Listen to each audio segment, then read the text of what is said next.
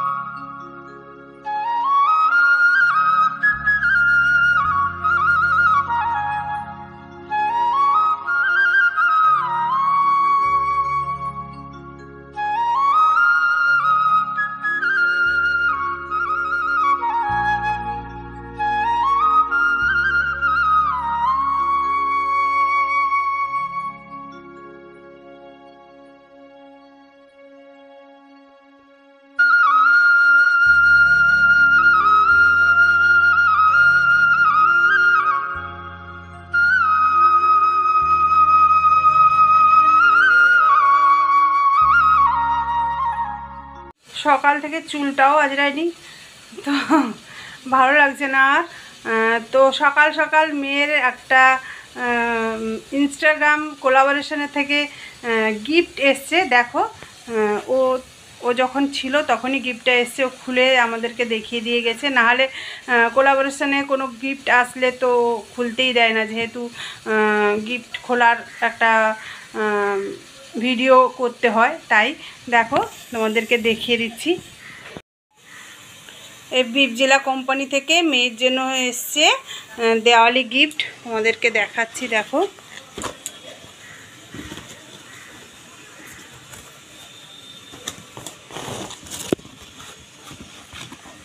এই যে এই যে এটা এসছে।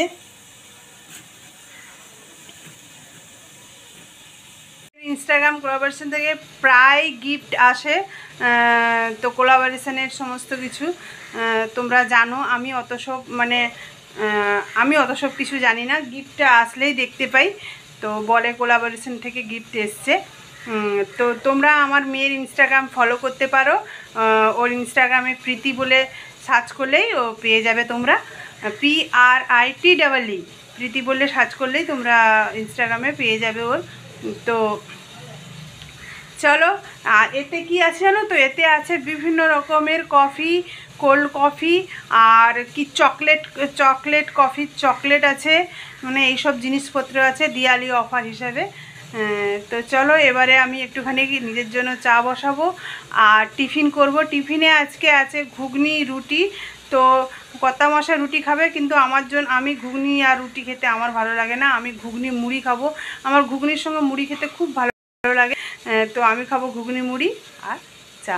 তো চলো ঝটপট করে খেয়ে নিই, তারপর কর্তামশাই আসুক, আসলে খাবো।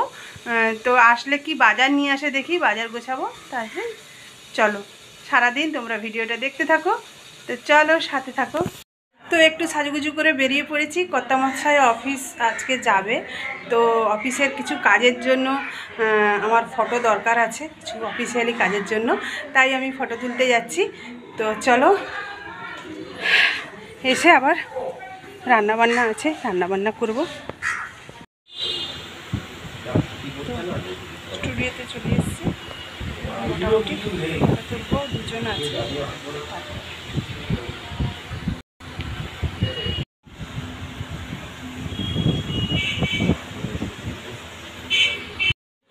তো ফটো তুলে চলে এসেছি। এবারে এসে দেখি কর্তামশাই মোটামুটি মাছের বাজার নিয়ে হাজির, আর আমি মাছটা ছাড়িয়ে মোটামুটি এবারে রান্নার কাজে লেগে পড়ছি, তোমাদেরকে দেখিয়ে দিচ্ছি। দেখো এখানে এনেছে চিংড়ি মাছ, আর এখানে এনেছে পার্শে মাছ, এটা ধুয়ে নুন মাখিয়ে রেখে দিয়েছি। এটা হবে চিংড়ি মাছের ভাপা আর পার্শে মাছের সর্ষে দিয়ে ঝাল, আর এখানে ডাল সিদ্ধ বসিয়ে দিয়েছি।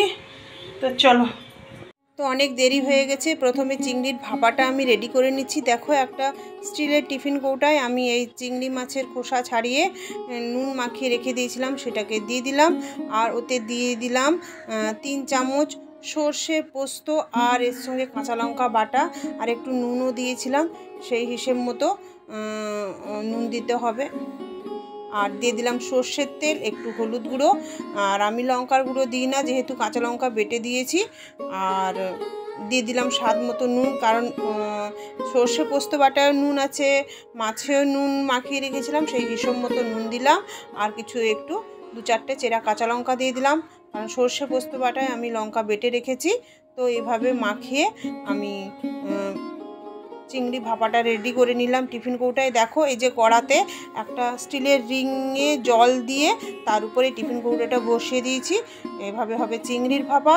তারপর ঝটাপট চলে আসলাম এখানে পার্শে মাছের ঝাল রেডি করতে। তো পার্শে মাছের ঝালের জন্য আমি দিয়ে দিলাম এই কড়াতে সর্ষের তেল। আমি সর্ষের তেলেই সবসময় মাছ রান্না করি। তো সর্ষের তেলটা গরম হয়ে গেলে প্রথমে মাছগুলোকে দিয়ে দিলাম, পার্শে মাছগুলোকে দিয়ে ভালো করে ভেজে তুলে নেব।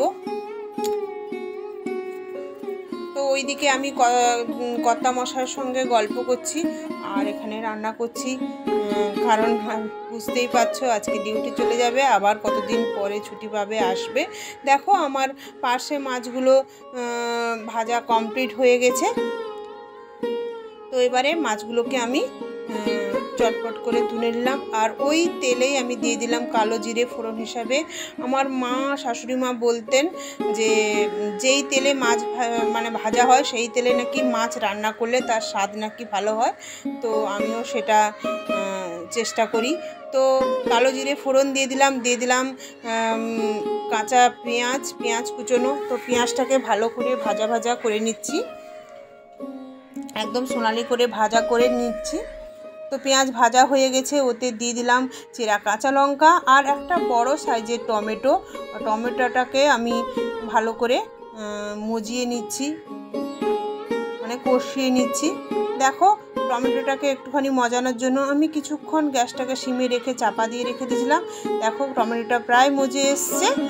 তো এবারে আমি আর একটুখানি কষিয়ে নিয়ে টমেটোটাকে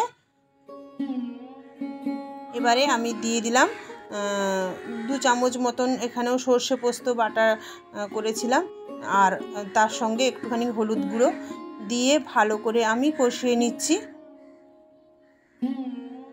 যাতে পোস্ত আর সর্ষের গন্ধটা চলে যায়। দেখো আমার কড়া থেকে মশলাটা ছেড়ে এসছে, মোটামুটি আমার কষানো হয়ে গেছে। এবারে দিয়ে দিচ্ছি পরিমাণ মতো জল। তো আজকে আর গরম জল করতে আমার সময় নেই, তাই এমনি ঠান্ডা জলই দিয়ে দিলাম, কারণ অনেক বেলা হয়ে গেছে। আর ওদিকে আগেই বললাম কর্তামশাই ডিউটি বেরোবে, তাড়াতাড়ি রান্না করতে হবে।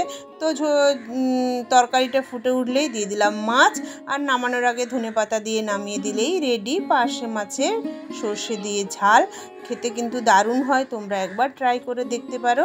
দেখো কি সুন্দর কালারও এসছে। তো চলো, তো এখন বেজে গেছে প্রায় 1:30। আমার স্নান টান কমপ্লিট হয়ে গেছে, রান্নাবান্নাও কমপ্লিট হয়ে গেছে। আর তোমাদেরকে দেখাই চলো। তো এখনও এই জামা কাপড়গুলো আছে, এগুলো উপর থেকে মানে কাঁচা জামা কাপড় তুলে এনেছি, ভাঁজ করতে ইচ্ছে নেই, এটা সন্ধেবেলায় ভাঁজ হবে। তো চলো, এই যে রান্না কমপ্লিট হয়ে ধোয়া মাজা হয়ে গেছে। এখানে ভাতটা উপর দেওয়া আছে, আর দিয়ে এটা আছে পার্শে মাছের ঝাল, আর এটা হচ্ছে আলু সেদ্ধ মাখবো, লঙ্কা পেঁয়াজ আর এটা ভাজা আছে। আর এখানে আছে এই চিংড়ি ভাপা, একটু গরম আছে, খুলতে পারছি না। এই হচ্ছে আমাদের আজকের খাওয়া দাওয়া, আজকের লাঞ্চ। তো খাওয়া দাওয়া করে নিই। তো ভিডিওটা কত বড় হয়েছে আমি তো বুঝতে পারছি না। তো এবারে খাওয়া দাওয়া করবো, একটু রেস্ট নেব। খুব ছুটাছুটি হয়েছে আজকে সকাল থেকে। তো আজকের ভিডিওটা এই পর্যন্ত, দেখা হচ্ছে একটা নতুন ভিডিওর সাথে। তো আমার ভিডিও যদি তোমাদের ভালো লেগে থাকে অবশ্যই চ্যানেলটিকে সাবস্ক্রাইব করো, আর পাশে থাকা বেল আইকনটি অন করে দিও, যাতে আমার ভিডিও আসার সঙ্গে সঙ্গে তোমরা নোটিফিকেশন পেয়ে যাও আর ছুটে গিয়ে আমার ভিডিও দেখো। তো আজকের মতো টাটা, সবাই ভালো থেকো, সুস্থ থেকো আর আনন্দে থেকো।